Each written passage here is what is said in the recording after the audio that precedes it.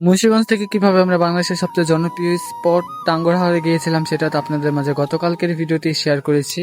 সুনামগঞ্জ জেলায় তাহিরপুর গ্রামের আজকে কিছু জায়গা ভিজিট করে দেখাবো। তার মধ্যে হচ্ছে মিনি সুইজারল্যান্ড এন্ড হচ্ছে ঝর্ণা এন্ড আমরা হচ্ছে দুপুরে পাহাড়িদের রান্না করা খাবার খেয়েছি। তো ভিডিওটি দেখলে বুঝতে পারবেন কিভাবে কি করলাম এন্ড কোথায় কোথায় ঘুরলাম। তো স্কিপ না করে সম্পূর্ণ ভিডিওটি দেখেন, তাহলে বুঝতে পারবেন। তো ভিডিওটি শুরু করা যাক। হাই গাইস, আসসালামু আলাইকুম, ওয়েলকাম করছি আমার একটি নতুন ভিডিওতে।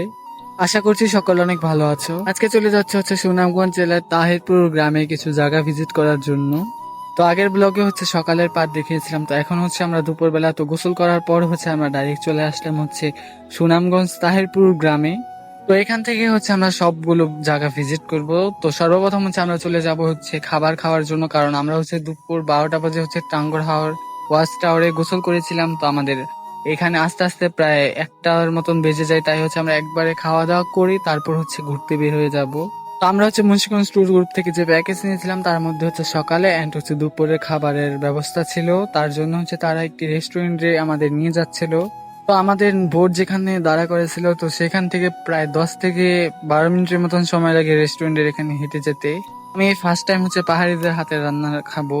তো দেখেন চারপাশে পাহাড়ের ভিউটা জাস্ট ওয়াও লাগছে। তো ওই পাশে হচ্ছে ইন্ডিয়া আর এই পাশে হচ্ছে বাংলাদেশ। তো বাংলাদেশ এটা শেষ প্রান্ত বলা যায়। তো অনেকক্ষণ হাঁটতে হাঁটতে চলে আসলাম ফাইনালি। তো আসার পর হচ্ছে আমরা বসে পড়ি। তো এই পাশে হচ্ছে একটি নদী, তারপর হচ্ছে এই পাশে পাহাড়। তো পাহাড় আর নদীর মাঝখানে বসে আমরা খাবার খাচ্ছিলাম। তো ফার্স্টে হচ্ছে আমাদের একটি ভর্তা দেয় এন্ড তারপর হচ্ছে এখানে মুরগির মাংস দেয়, তারপর হচ্ছে সালাদ দেয়। তো মুরগির মাংস টেস্টটা মোটামুটি ভালোই ছিল।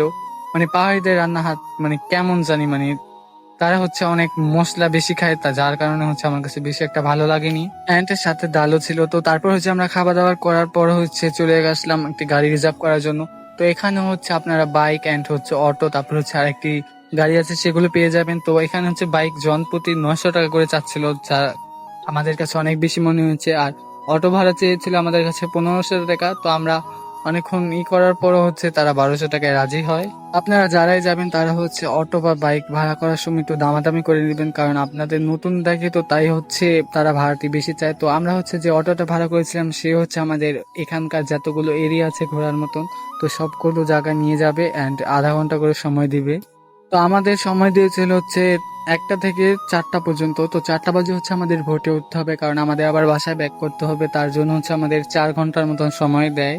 তো পাহাড়ের ভিউ এনজয় করতে করতে আর উঁচু নিচু জায়গা পেরোতে পেরোতে ফাইনালি আমরা চলে যাচ্ছি হচ্ছে মিনি সুইজারল্যান্ড। তো মিনি সুইজারল্যান্ডটা হচ্ছে অনেক উপরে থেকে হচ্ছে ভিউটা জাস্ট ওয়াও লাগে, তার জন্য হচ্ছে অনেক উঁচা পর্যন্ত পাহাড়ে উঠতে হয়। প্রায় আমরা 20 থেকে 30 তলা উঁচায় উঠেছি। আমার পাও দুটা পুরা ব্যথা হয়ে গেছে, কারণ ফার্স্ট টাইম পাহাড়ে উঠছিলাম এন্ড পাহাড়ের রাস্তার এত পরিমাণ ঢাল ছিল। দেখেন আপনারা, এখান থেকে যদি কেউ পড়ে ডাইরেক্ট একবারে নিচে যাবে গা। তো এখানকার মানুষ হচ্ছে এই জায়গাটাকে মিনি সুইজারল্যান্ড বলে। তুমি এখানে যাওয়ার আগে হচ্ছে এখান থেকে একটি ভিউ পাওয়া যায়, দেখেন কি সুন্দর। তো এখান থেকে হচ্ছে আরো অনেক পরিমাণে ভিতরে যেতে হবে। আপনারা যদি বাইক নেন তাহলে আপনাদের একটাই সুবিধা হবে, কারণ পাহাড়ের উঁচা নিচা রাস্তা দিয়ে হচ্ছে আপনারা বাইক নিয়ে যেতে পারবেন, আপনাদের আর হেঁটে যেতে হবে না। বাট তাদের ভাড়াটা অনেক বেশি চায়, জনপ্রতি 900 টাকা করে, যার কারণে আমরা বাইকটা নিইনি, অটোই নিয়েছি। তো একটি অটোর মধ্যে হচ্ছে আমরা 6 জন বসেছিলাম। তো আমাদের জনপ্রতি পড়েছিল হচ্ছে 200 টাকা করে। তো ফাইনালি হাঁটতে হাঁটতে চলে আসলাম। তো এখানে তো আমি পুরো অবাক সামনের ভিউ দেখে। তো আপনারাও দেখেন, জাস্ট ওয়াও ভিউটা দেখেন গাইস কি সুন্দর। তো এখন তো পৌঁছায়নি, বাট এখন এখান থেকে হচ্ছে ভিউটা অনেক সুন্দর লাগছিল। গাইস ক্যামেরার মধ্যে হচ্ছে বেশি একটা বোঝা যাচ্ছে না ভিউটা কি সুন্দর, বাট সামনাসামনি এটা দেখতে অনেক সুন্দর। মিনি সুইজারল্যান্ডটা হচ্ছে বাংলাদেশের শেষ প্রান্তে আর ইন্ডিয়া শুরুতে। তো এখানে লেখা ছিল হচ্ছে আপনি ইতিমধ্যে আন্তর্জাতিক সীমারেখা অতিক্রম করছে, যা আইনত অপরাধ। তো আমরা হচ্ছে এখানে যাচ্ছিলাম। তো এখানে হচ্ছে গার্ড আছে, যার কারণে হচ্ছে আমরা এখানে যেতে পারছিলাম, কারণ এখানে যাওয়ার বাঙালিদের আদেশ আছে, তার জন্য হচ্ছে আমরা এখানে যাচ্ছিলাম। কারণ এখানে নিচে নামতে পারবেন না আপনারা, এখানে জাস্ট ছবি ভিডিও এগুলি করতে পারবেন, আপনারা নিচে নামতে পারবেন না।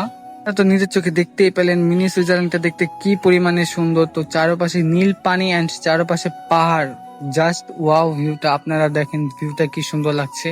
তো যার কারণে হচ্ছে এটাকে মিনি সুইজারল্যান্ড বলা হয়। আসলে আমার কাছে অনেক বেশি ভালো লেগেছে। আর এই ভিডিওটি অনেক লং হয়ে যাবে, যার কারণে হচ্ছে আমি 3টি ব্লগ বানিয়েছি। তো এটা হচ্ছে সেকেন্ড ব্লগ।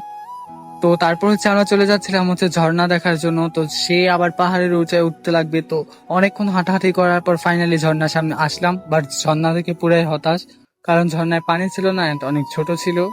যাই হোক, নেক্সট ব্লগে কোথায় যাই এন্ড কি কি করি সেই ভিডিও নিয়ে চলে আসবো আপনাদের মাঝে। তো আমার এই ভিডিওটি যদি আপনাদের মাঝে ভালো লেগে থাকে অবশ্যই লাইক কমেন্ট শেয়ার করবেন এন্ড অবশ্যই আমার চ্যানেলটিকে সাবস্ক্রাইব এবং ফলো করবেন। ভালো থাকবেন, সুস্থ থাকবেন, আল্লাহ হাফেজ।